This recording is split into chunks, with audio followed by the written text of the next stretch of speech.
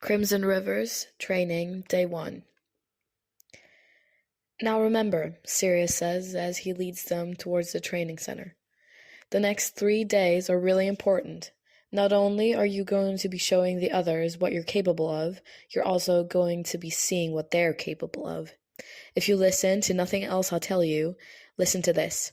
He turns and comes to a halt, swiveling to face them, eyes oddly intense. Regulus, stay away from the daggers. What?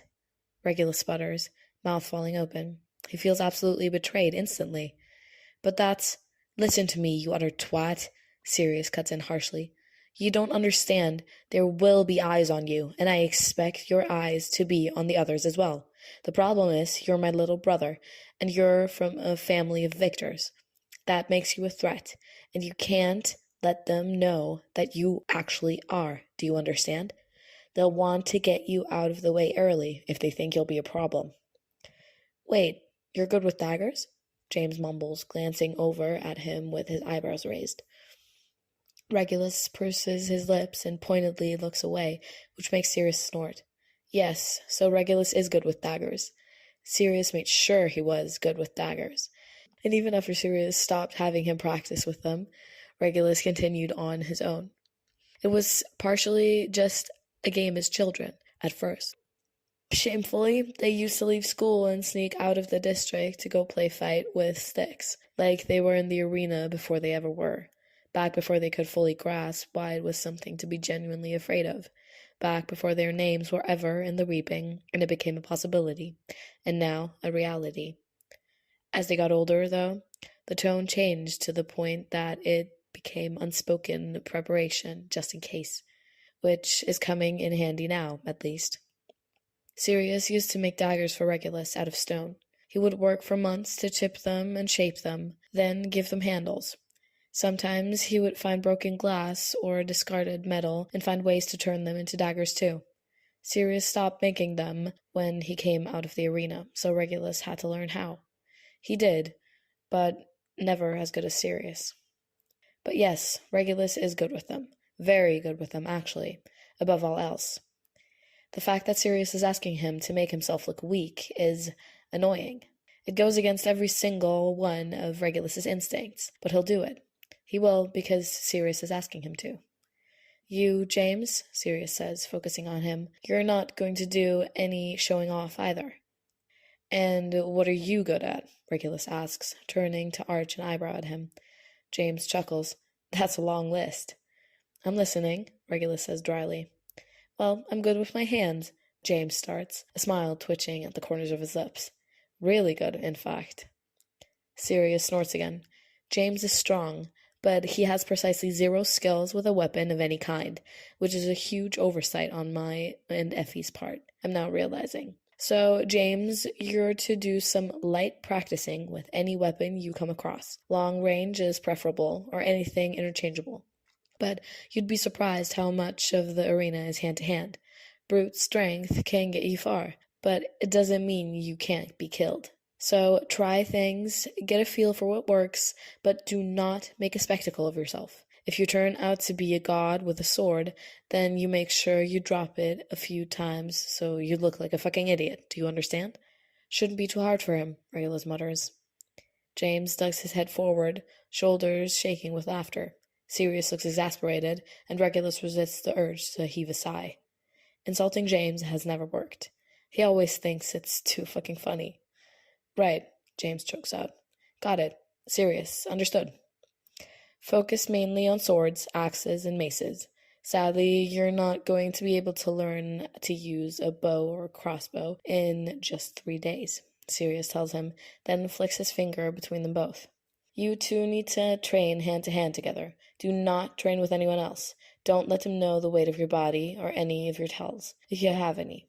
They'll unfortunately be able to watch, but you'll also be able to watch them. Pay attention. I mean that.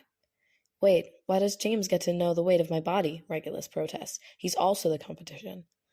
Sirius glances at James, who holds his gaze for a second before looking down at his hands. Sirius's face twitches, lips pressing into a thin line, and then he looks at Regulus. He's less of a problem than everyone else, trust me. This is I know you don't like it, but you'll need allies in the arena, Reggie. You're asking me to trust people who are going to be trying to kill me at some point. I'm asking you to trust James. Everyone else? No. Just find the ones you'll trust enough not to hunt you down and try to play nice, yes? You don't want to make enemies. You want to make reluctant allies, in that they'll look the other way if you happen to run past them, rather than chase you. Regulus exhales sharply, then grumbles, Fine. For a moment, Sirius looks at him more fondly than he has in years, and then that expression fades into worry. So, I do get to know the weight of your body? James speaks up, a tiny quirk to the corner of his mouth that makes Regulus want to hit him. I'm literally going to kill you, Regulus informs him flatly. James's smile grows wider. Well, if you're on top, that might not be the worst way to go. Are you flirting with my brother? Sirius asks, baffled, and then he reaches out and swats James over the head. Stop that. Don't do that. Sorry, James mumbles, reaching up to rub the back of his head, coughing. Just nerves, Sirius's face softens, and he looks at Regulus, completely missing the way James raises his head and waggles his eyebrows at Regulus with a wink. Regulus doesn't want to laugh. He refuses to laugh. He fights so hard not to laugh, only just succeeding, but losing the battle against the smile that tugs at his lips. Seeing it, James looks away with a grin. Utterly oblivious, Sirius continues. Today, I don't want either of you doing too much of anything. Regulus, you can focus on all things environmental. You're good at remembering things, so learn the plants that will kill you and the ones that won't. Learn what to do if you're too cold or too hot. Learn how to tie a knot and start a fire and find water. Learn as much as you can as if your life depends on it, because it does. Is there any way of knowing what conditions we'll be in when we get to the arena before we get there? No. The game makers will be building the arena around all the tributes, what skills you have and also those that you don't. They want a good show, not something too hard that you'll all die too quickly, but still a challenge. Now, when the evaluation comes up at the end of these 3 training days, that's when you'll show off your dagger skills, so they'll know to put them in there for you. Still, you need to be prepared for anything. What will I be doing? James asks, waving a hand. Try out a few weapons, but learn the same things Regulus is learning as well, Sirius tells him. Both of you need to be observant. Watch the others. Pay attention to the allies that form, and find the Death Eaters. James blinks. The what? Death Eaters, Sirius repeats. Every year, the strongest, most skilled tributes will gravitate towards each other and form something of an alliance. They're known as Death Eaters because, well, the name implies why. They're usually the ones doing the hunting of the others, and I've seen it happen enough times to know that they will pick everyone else off until the end, then turn on each other. You do not want to be their target, because they're ruthless, and they will stop at nothing to find you and kill you. Charming, Regulus says under his breath. And when we find them, what? James asks. Stay off their radar, Sirius replies simply. But take note of what they're capable of. That goes for everyone, really. Learning their strengths and weaknesses is ideal, but do your best not to reveal your own. Don't provoke the Death Eaters. Avoid them at all costs. And be smart. Look stupid, but be smart. All right? Say all right. All right, James says immediately, and then he joins Sirius in staring at Regulus expectantly. Regulus rolls his eyes. All right. So with that, James and Regulus are set loose in the training room, which is, quite frankly, more intimidating than Regulus was expecting it to be. There are countless mats all over the floor, racks of weapons all throughout the room, different ranges for various bows, axe throwing and dagger throwing, a section for rope climbing, and different places to go learn about survival skills, bugs, plants, and possible environments they may be subjected to. But that's not the most intimidating part, if Regulus is honest. It's strange stepping into a room and becoming very intensely aware that these people are going to try to kill him, or he's going to kill some of them. He can feel the shock of it settle into his body as he sees heads swivel towards him and James. Including him and James, there are 24 tributes altogether. That's 22 to 2. or, more accurately, 23-1. Regulus takes them all in slowly, with James right next to him, uncomfortably aware that they're being studied in return. Regulus doesn't even know any of their names. At least 6 of them are young teenagers between the ages of 13 and 16. It puts a knot of discomfort in Regulus's stomach to see them, to think that any of them, any at all, might end up dead by his hand. He doesn't. Unlike some, he's not going into the arena with the desire to kill. Some tributes actually do. They look forward to it. Regulus doesn't, and he has no plans to kill anyone unless he has no other choice. When Sirius was in the arena, he never killed anyone who wasn't trying to kill him. He even once helped a girl escape a trap. Regulus remembers watching him cry when her name and picture played in a banner in the sky, signaling that she'd died. No, Sirius never killed just to kill. He killed when the only other option was to be killed. You'd think that would mean he didn't kill very much, and yet he killed 12 people. Regulus knows because he counted as he watched. 12 people, literally half of his competition. It makes Regulus wonder how he handled his 3 days of training, and how he knows that coming from a family of victors makes things harder for them. Thinking back, Regulus recalls that Sirius was a target. Regulus thinks he knows why now. With a brief look exchanged between him and James, they split off and go their separate ways. For the first time, Regulus really understands what Sirius meant about the games already being started. He understands all too well. It doesn't take long for Regulus to locate the Death Eaters. They're not even shy about it, clustering together and using weapons like toys. It's all loud laughter and dirty looks with them. There's 2 older men and 1 woman, clearly around Regulus's age, and 1 boy who's much younger, looking to be around 14 or 15. Regulus does his best not to look at them, even though he can feel them looking at him. In between what he's doing, he scans the room, mentally filing away anything of importance. There are 2 other people who are essentially doing the same thing as him, learning all they can about survival, so he can't really pick up anything from them. There's 1 teenager absolutely demolishing a training dummy by repeatedly beating it with a club. There's no finesse to it, so Regulus assumes she's just an angry girl. At one point, Regulus sees James talking to someone while tossing a hatchet from one hand to the other. The guy has kind eyes and round cheeks, and he's laughing at something James is saying to him. Regulus looks away. After a bit, Regulus has got it down. He's memorized faces, if nothing else, and he has a mental list of who can do what, just based on what he's seen so far. It's at the fire starter station that James finds him again.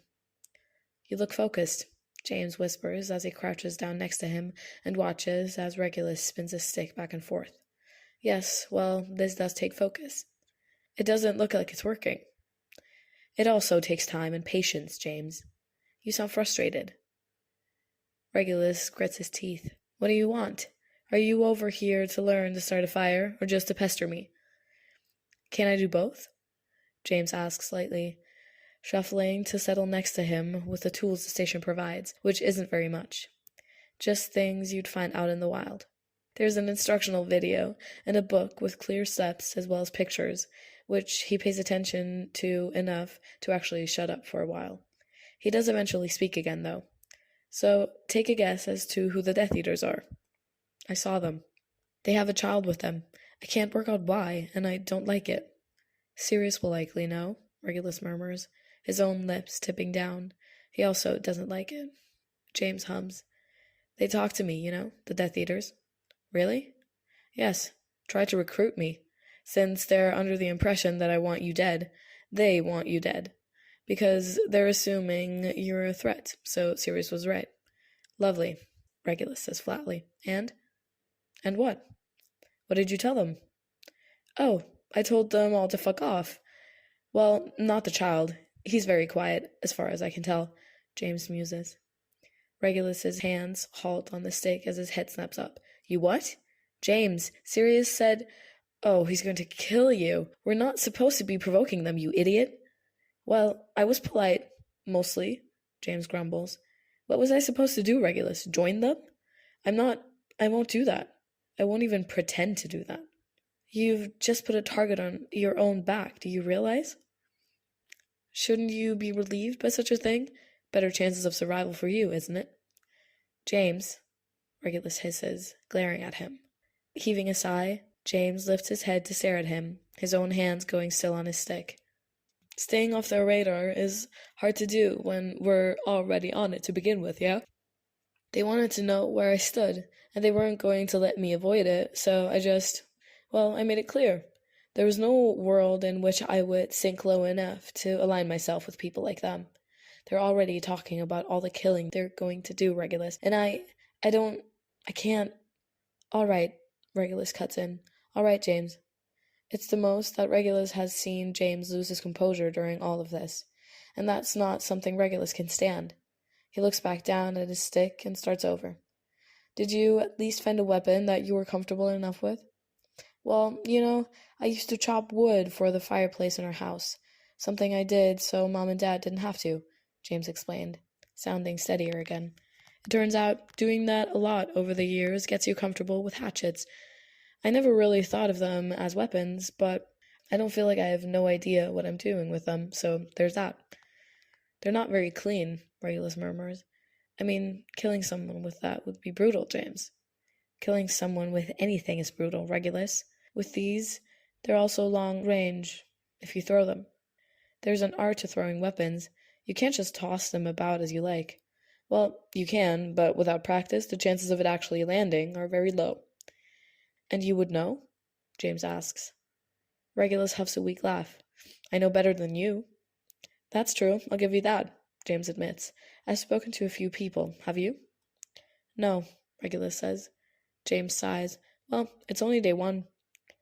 So it is, Regulus agrees. Find anyone you like enough to trust yet? You, James says.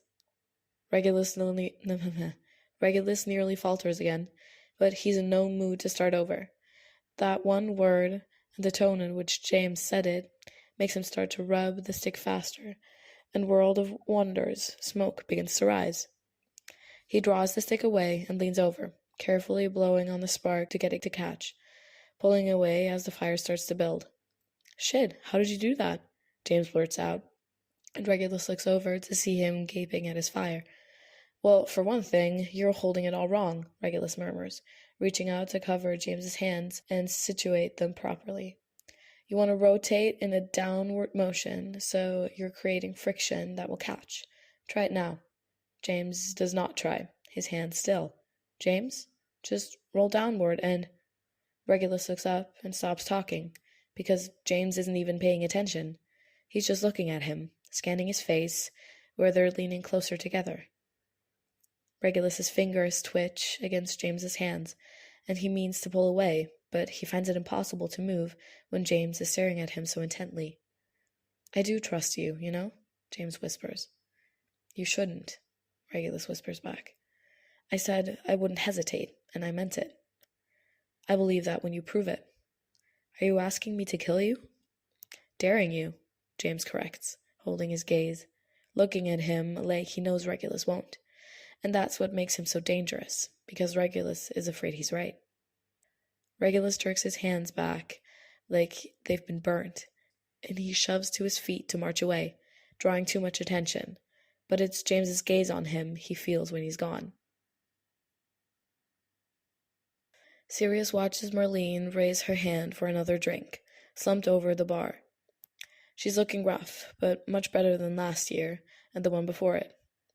4 years ago, she won her games, and she's been a mentor ever since, so she's on year 3 now. Sirius has sort of taken her under his wing, giving her as much help as he can. He remembers her games. He remembers that she killed one of his tributes. He remembers thinking that she would be one of the first to die, then being surprised when she was the last one standing. This year, both of Merlene's tributes are under 16. One is 14 and the other is 15, younger than both Sirius and Merlene when they entered their own games. They're going to die, Merlene murmurs, staring down into the glass that's pushed her way. They're so young, and they're terrified, and I don't... Merlene, Sirius says gently, and she falls silent. There's an odd understanding between mentors, or most of them. There are exceptions, usually the ones that are mentors of the Death Eaters. They generally thrive on the games as much as their tributes and the Hallows. Among those are Lucius Malfoy, Antonin Dolohov, or Corbin Yaxley. Despite the fact that their tributes will all be competing, most mentors spend enough time together to become friends. They're all in the same boat, really, and there is nothing like a bond formed between those that understand the same thing, especially when no one else truly can. They know that their tributes will all be slaughtering one another very soon, but that's not something they can escape or avoid. So they have to coexist with that reality. Most of them do. Among those are Sirius himself, Merlene McKinnon, Frank Longbottom, and Emmeline Vance. Early on, getting attached to tributes is commonplace. You grow to care for them, get to know them, and try so fucking hard to save them, and most of the time, you don't manage to. At most, you can only save one, and the chance of that is literally 8%. Sirius has done the math, he knows. So watching your tributes die is never easy, especially when you've come to care for them. You have so much hope for that 8%, but the reality is you likely won't get it. Sirius has never gotten it. Neither has Marlene. In the 2 years prior that she's been a mentor, there are 12 mentors and only one of them can bring home one victor. The chances of that being you is also 8%. That's what they don't tell you. The odds are never in your favor. Sirius has learned the hard way to not get attached, to do everything he can for his tributes, but face the brutal truth that they'll likely die. It doesn't make it sting less when they do, but it's the only way he can cope with it. Marlene is still struggling to learn to cope with it. Sirius knows how hard it is. And the worst part is that everyone knows it, Marlene says finally, unable to let it go. They all know they're not going to make it, so I have sponsors already brushing me off. And it doesn't help that my design team is complete shit. I have nothing, absolutely nothing to work with, Sirius. Wincing, Sirius reaches out and pushes her glass up from the bottom, encouraging her to drink. It's probably not the best thing for coping, especially with how easy it becomes a crutch, but sometimes there's no other way to cope than dulling the senses. Sirius was very bad about it when he first returned from his games, before James repeatedly dried him out, before he learned moderation. Not that James really gave him much of a choice. He was never harsh about it. That was the worst part. He never complained or got upset or begged him to do better and try harder. He just took care of him without question, every single time. He didn't blame Sirius when he turned right around and did it again and again. He just picked him up, cleaned him up, and helped. It was James who kept him from choking on his own vomit. It was James who swept through his room and removed every drink and drug he had. It was James who bathed him when he couldn't bathe himself, dressed him when he was shaking too hard to do so, and believed in him every time he got better. And even when Sirius had gotten worse all over again, so many times before, it was James who kept him from killing himself, just like his uncle Alfred. So, through James's quiet, steady, determination to take care of him, Sirius picked himself back up and did better, because he loved James enough that he wouldn't keep putting all of that on him. He knew, they both knew, that James would take care of him like that for the rest of their lives and still smile at him each day. And Sirius couldn't do that to him. He refused. Marlene, you're doing everything you can, Sirius tells her quietly, his lips tipping down. Am I? Marlene croaks, squeezing her eyes shut as she presses her glass to her forehead. Sirius sighs. You are. Listen to me, you are. I know you. And the act you put on for the sponsors, that's not you. Who are you doing that for, if not them? It's not working, Marlene whispers. You're doing your best. That's not enough.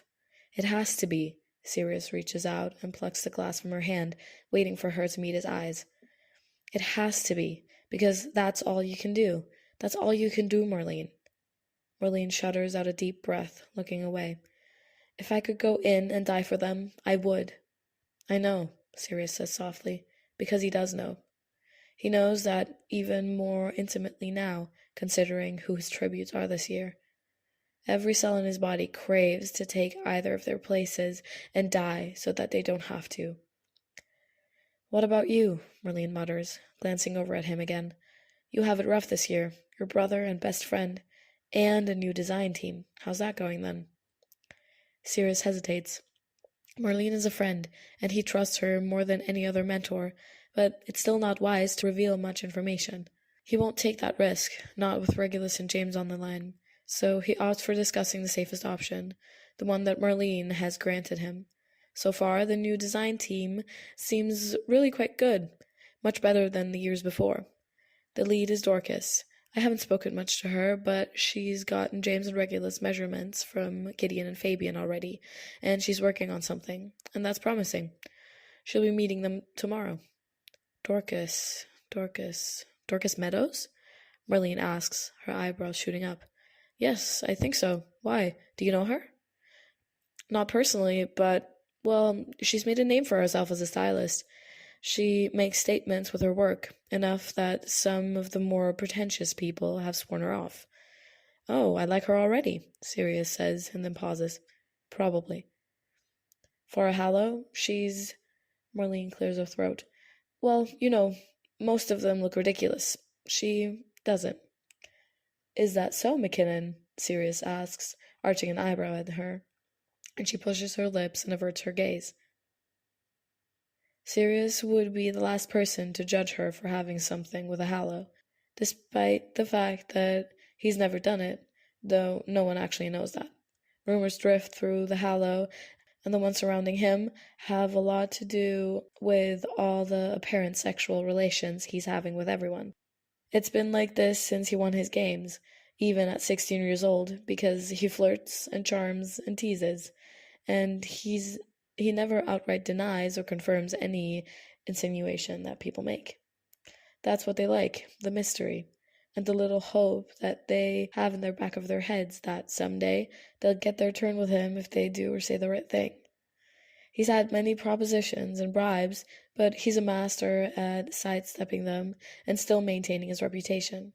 Everyone thinks he's had many lovers, especially those that are Hallows. But the last thing Sirius did was kiss Mary when he was 16, just a few days before the reaping that ended with him volunteering for his brother. They weren't even dating. They didn't even go any further than that, and that was as far as he'd ever gone. Becoming a sex symbol for the Hallows had left a bitter taste in his mouth, because he knows people only want him just to say that they had him, not for him. And look at the time, Marlene mumbles, shooting up out of her chair. She darts her gaze to the clock on the wall. I think training should be over now. I need to go meet my tributes, and you should do the same. Sirius hums, lips twitching, but he dutifully gets up nonetheless, because she's not wrong. When Sirius makes it back to the suite, James and Regulus are indeed back, and they're both being lectured by Pandora. Sirius doesn't really know what for, but they seem sullen, and they both perk up and look relieved when he comes in. Whatever they did, they didn't, Sirius announces, putting a soothing hand on Pandora's shoulder, and she shoots him a cross look before plopping down in her chair with a huff. Sirius settles down across from Regulus and James, elbows on his knees as he leans forward. So, what did we learn? James is fucking stupid, Regulus blurts out immediately, and James tosses his hands up. He told the Death Eaters to go fuck themselves, Sirius. Sirius starts his gaze to James, who shrinks down a little bit and drops his eyes. Sirius reaches up and pinches the bridge of his nose, eyes shut tight, a headache already forming as he whispers. Of course you did. The very thing I told you not to do, and of course you did it. I'm sorry, James whines, distressed. They tried to recruit me, Sirius. What was I supposed to do? I said it nicely? Sirius drops his hand and sighs. You told them nicely to go fuck themselves? I was very polite, James mumbles. That doesn't... Sirius inhales deeply, then slowly exhales, forcing himself to relax. All right, let's just... So they tried to recruit you. Why? Did you do anything? James shakes his head quickly. No, I swear I didn't. I barely even picked up a few weapons before they came over to me. The main leader seems to be Mulciber, but it's also Avery, Bernice, and a younger boy named Hodge. He's really young, Sirius. Tiny, really. Yes, that's normal for the Death Eaters. They take on one or two people who aren't actually all that strong. Disposable people. The weakest links that they'll kill first if they all reach the end. I'm assuming they wanted you to be the second? Well, I don't know. I don't think so. They wanted me because they thought I would want to help them kill Regulus. Ah, Sirius says softly, working to keep his expression neutral as his heart plummets. He'd hoped. Oh, how he'd hoped that Regulus wouldn't be a target for just his name. He'd hoped that there would be some chance that Regulus could escape that unscathed, because Sirius hadn't managed to. I didn't really have a choice other than to accept or refuse. I was put on the spot, Sirius. What should I have done? Joined them? James asks, his eyes wide. Sirius sighs. I should have anticipated that. You and Regulus are being pitted against each other, which is less than ideal. It's like sides. Team James versus Team Regulus. No, I would never say join the Death Eaters because they're fucking awful, but this is not good. Very not good. Not only is Regulus a target, but so are you now, James. So much for staying off their radar, Regulus murmurs. Do not provoke them any further, either of you, Sirius insists, glancing between them almost desperately. It's too late, isn't it? James murmurs. Yes, Sirius confirms, dread in his veins. They'll be coming for both of you now, so the plan has changed. Regulus, when you go in tomorrow, you go right for the daggers. James, did you find anything you were comfortable with? Ah, hatchets? James says awkwardly. Practice with them, Sirius tells him. And you two, you stay together. Remain within a few steps of one another at all times. Put up a united front and make sure they know that you're not going to be easy targets. Some people are more soft around the middle than they seem, and if you can intimidate them, you can make them think twice about targeting you first. Don't train hand-to-hand tomorrow. You'll do that on your last day. Tomorrow is about showing everyone that you are a threat. Confidence is key, Pandora says. I've watched even the strongest and most self-assured tributes falter because another one was more certain they'd win than them. The games are more than just physical. They're mind games, too. Regulus raises his eyebrows. So you do want us to provoke them? No, Sirius counters. I want you to intimidate them from afar. We want them wary, not angry. Continue to avoid them and never approach them directly. You, James, I'm assuming you at least talked to other tributes, if Regulus didn't. Yeah, a few, James admits. There was one man I really liked, Peter Pettigrew. He's gentle, harmless, really. Squeamish, too, he said. He's pretty sure he's going to die very quickly, and he's terrified. And what can he do? Sirius asks. James blinks, opening his mouth and closing it. Well, I don't know. I saw him with a knife a few times, but he didn't look like he knew what to do with it. Anyone else? Sirius tries, his voice strained. There's Vanity, James says weakly. She's brilliant with bugs. Knew them all just by picture. She's, 15. Sirius's eyes flutter shut. Who else? I got on very well with Irene, Dylan, and Matthias. And what could they do? Matthias is good with a crossbow. I watched them. They hit the target 9 times. How many times did they shoot? 27. 27. James heaves a sigh as Sirius's eyes open. What do you want me to say, Sirius? They're the ones I got on with, all right? The ones who are going to die, Sirius thinks. But he won't say it. It sits like a lump in his throat anyway, and he flicks his gaze away to land on Regulus. And you? Anyone at all? There was one. Regulus says, and James looks startled by this. Sirius is also surprised. I didn't actually speak to him, but I watched him. He mostly stayed alone, not even spending time with the other person from his district. Just, he's smart and he can climb. He spent a lot of time at the hanging ropes, and he ties knots quicker than I've ever seen. Oh, I know who you're talking about, James blurts out, his eyes wide. Evan Rosaire. I had talked to him for about a minute or two. He showed me how to tie a knot out of vines. He was quiet, though, and he mostly seemed to want to be left alone. He goes unnoticed, Regulus adds. There's potential there, Sirius mutters. See if anything comes out of it. I suppose, but don't force it. You don't want to agitate him enough that he builds you a noose.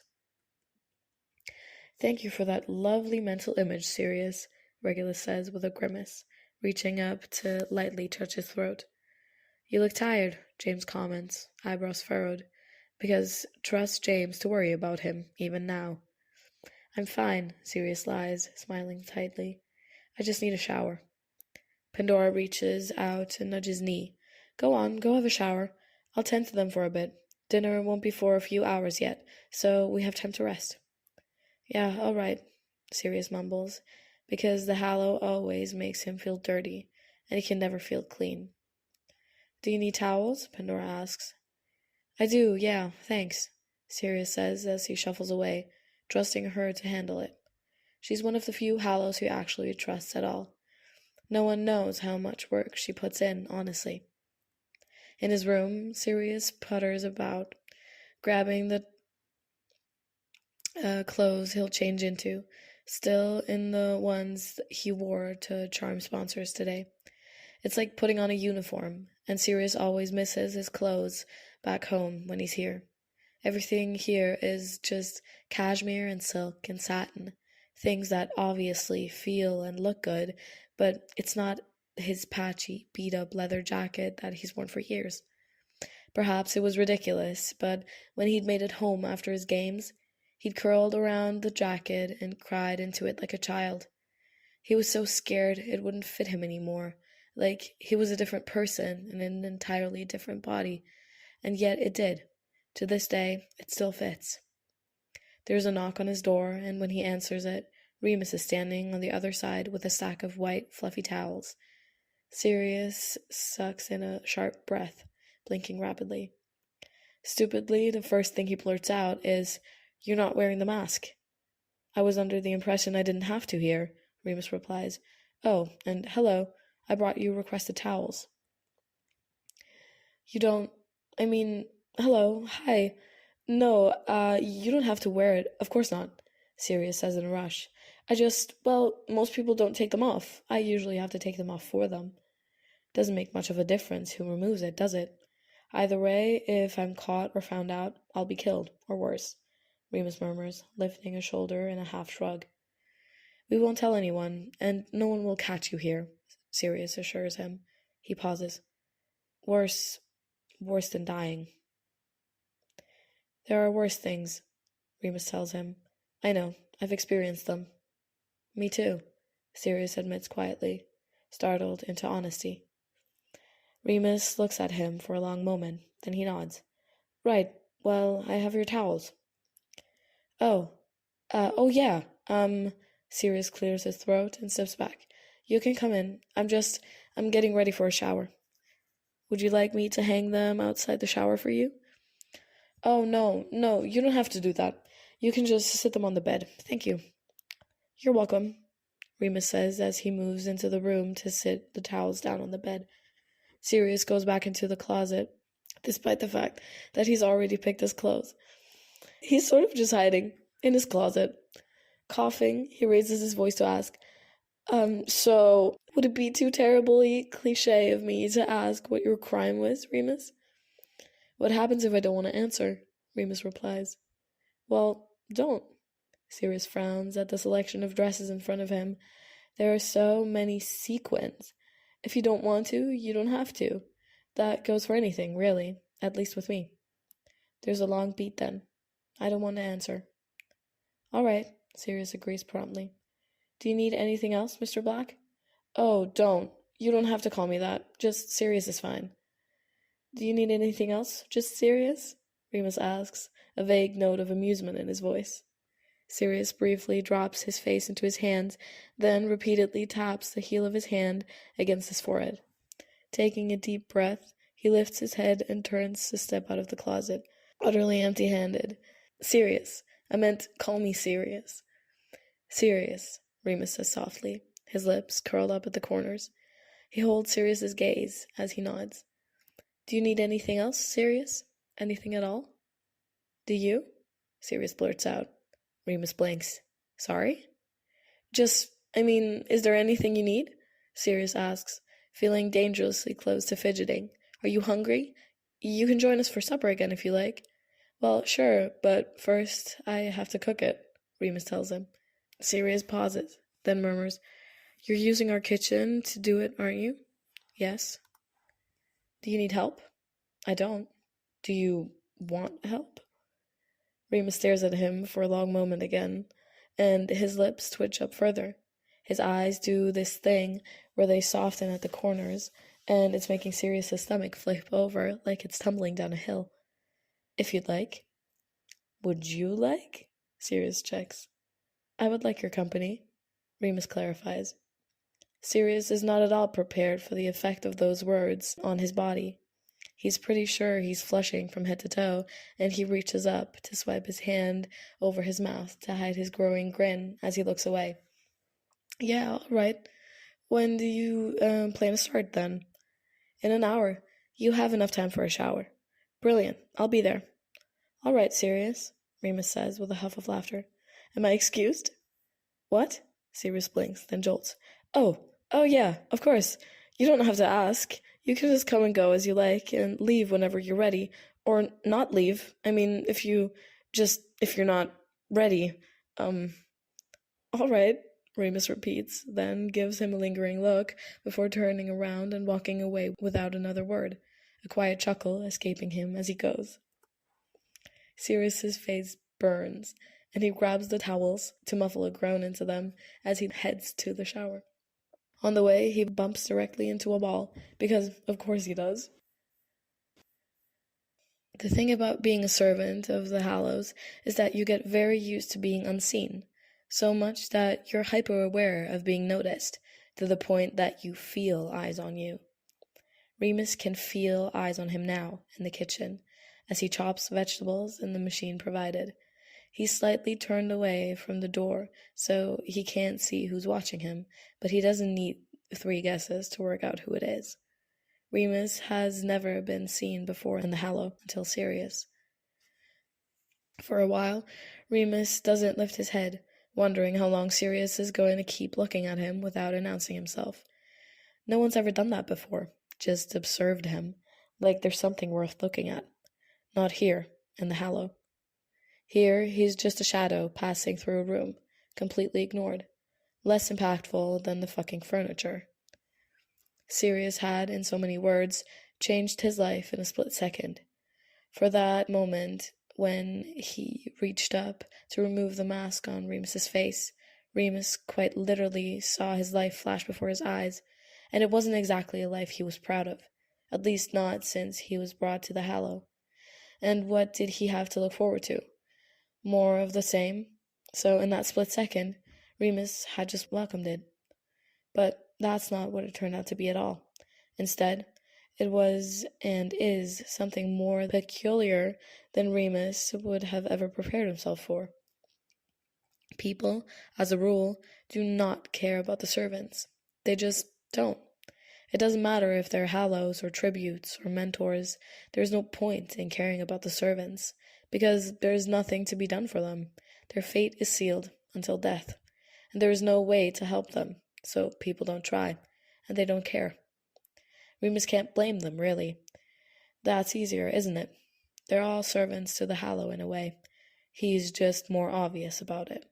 Not that he has much of a choice, but alas. Sirius cares.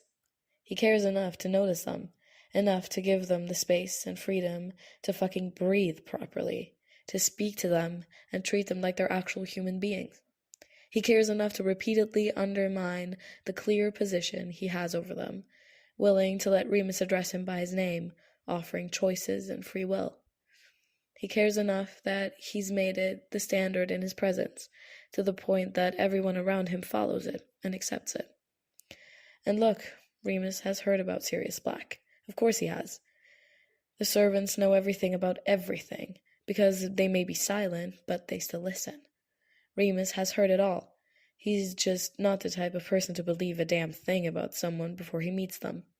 The only impression he trusts is his own. And Sirius, well, he's made quite the impression. Remus pulls out the tray of chopped vegetables, gently sliding them into the pan. Everything in the kitchen is geared towards safety, so Remus has no access to anything sharp or hot, a fail-safe in case he gets any ideas. Even the pans on the stove lock in place and self-stir, meaning he can't actually pick anything up. It does provide a mostly hands-free cooking experience, at least, so there's that. Sirius is still there, and Remus can't take it anymore, so he glances over to find that Sirius is watching him, like every move he makes is fascinating. He's lost in doing that for a beat, and then he jolts when he seems to realize that he's caught. He straightens up and coughs. "Hi, sorry, I was just..." Sirius makes a vague gesture with his hand in Remus's direction. "I've never seen that used, so..." "It's fairly simple. Do you want to try?" Remus asks, motioning towards it with an onion not yet chopped. "Oh, sure," Sirius says, shuffling further into the kitchen. He hesitates when he gets closer to Remus, like he isn't sure he's allowed in his space.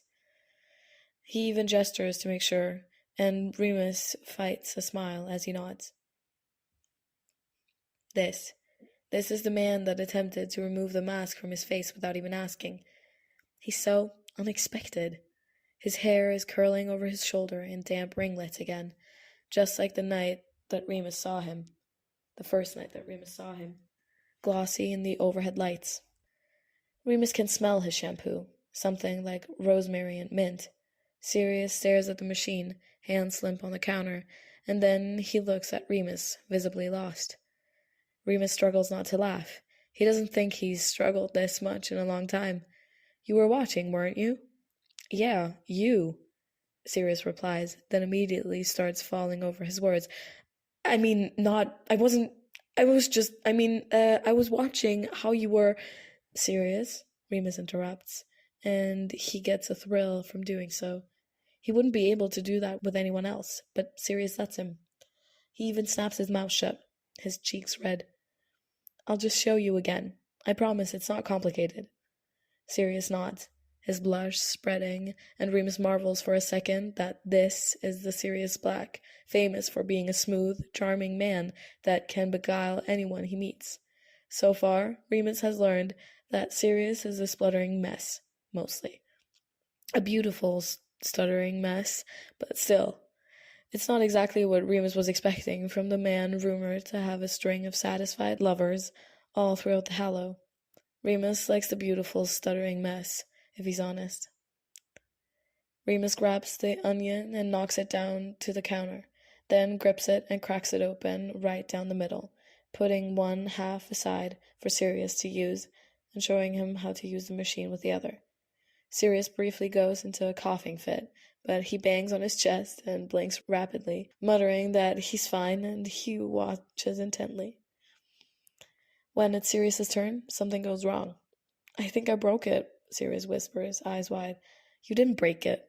"Remus, I'm pretty sure I broke it. The tray won't come out." "Hold on, let me see," Remus says, yet again struggling not to laugh at the wariness in Sirius's tone. He offers him a small smile and tugs the machine closer, lifting it to peer at it from the bottom. After a beat, he hums and drops it. "Well, you broke it. Lovely. They're going to take my fingers for this." Sirius makes an odd choking noise. "What? No, that's not..." "I'm joking," Remus cuts in with a snort, reaching out to press the maintenance button. It starts to whir. "You just held the chopper too long, so the onion got caught in the mechanism. Give it a moment, and it'll spill out." "Oh, don't do that. You nearly gave me a heart attack," Sirius blurts out, staring at him incredulously. Yes, sir, Remus says, inclining his head. No, I didn't mean that wasn't an order, or, I don't give orders. Don't, don't do what I say. Ever? Well, not if you don't want to. Just do whatever you want. Yes, sir. You don't, Remus, you don't have to call me that, Sirius tells him, a strain in his voice. Remus can't keep a straight face anymore. Helplessly, a smile breaks out onto his face. Yeah, still joking, Sirius. Oh, Sirius blinks at him. He has unfairly thick and long eyelashes. You're fucking with me. Quite a bit, yes, Remus admits. Sirius huffs a startled laugh, shaking his head in awe. Sorry, you'll have to forgive me. I don't get to fuck with anyone anymore. I miss it. Sirius clears his throat and leans up against the counter, chewing on his lip. How long has it been since you've gotten to? You don't have to answer, of course. 5 years, Remus answers anyway. Knowing he doesn't have to makes him feel comfortable doing so. I've been a servant for 5 years. Not here, Sirius declares, sounding certain. I've never seen you here before. Maybe you just didn't notice me, Remus murmurs, flicking his gaze towards him curiously. No, I definitely would have noticed you, Sirius says, looking down at his hands where he plays restlessly with his fingers. He's still biting his lower lip. Remus hopes he never stops.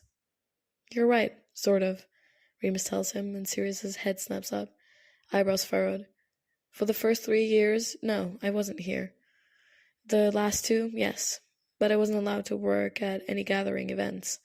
And I'd never been assigned to work with you, so that's why you never saw me. You weren't allowed to work events? Too many penalties. Penalties, Sirius echoed, baffled. Remus chuckles. Servants gain penalties for not doing their duties properly, or any unacceptable behavior. They come from complaints. You're looking at a repeat offender of daring to roll my eyes. Oh, and once I accidentally spilled wine on the government official's very nice shirt. Accidentally? Sirius asks, lips curling up.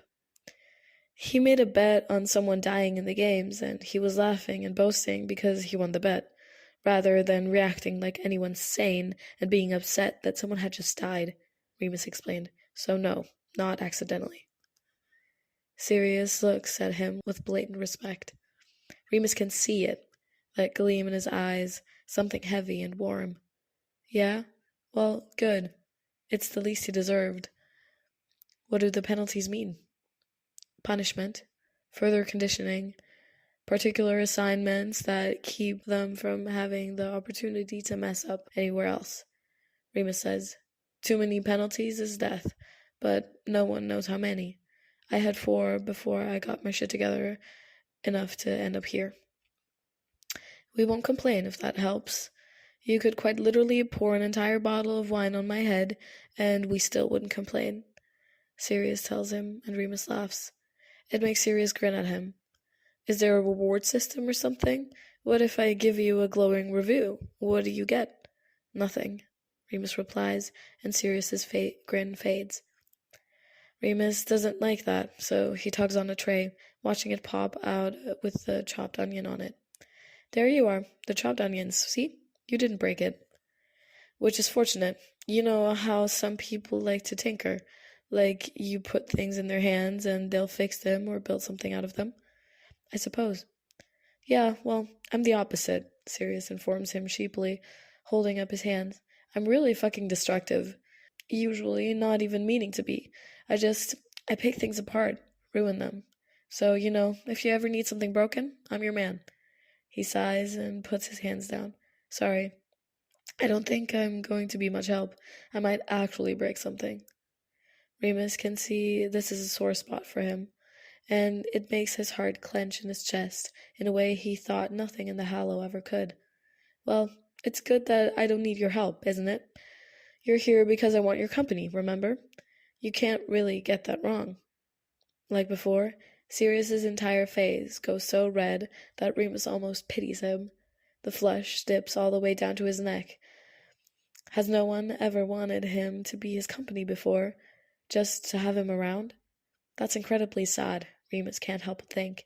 He's not a servant, not as Remus is, so why does no one see him? Remus sees him. He's looking right at him, and he has no desire to look away. That's not proper, and he really shouldn't, but he's not good at being proper or doing what he should. I really could, Sirius mumbles as he looks away. Get it wrong. I mean, trust me, Remus, I really could. I don't think so. Remus tugs his head to catch his gaze, smiling at him. Prove me wrong. I dare you. Well, if you insist, Sirius breathes out, then proceeds to lift himself on the counter, swinging his legs like a child and grinning like he can't help it. Like he's so pleased to be here.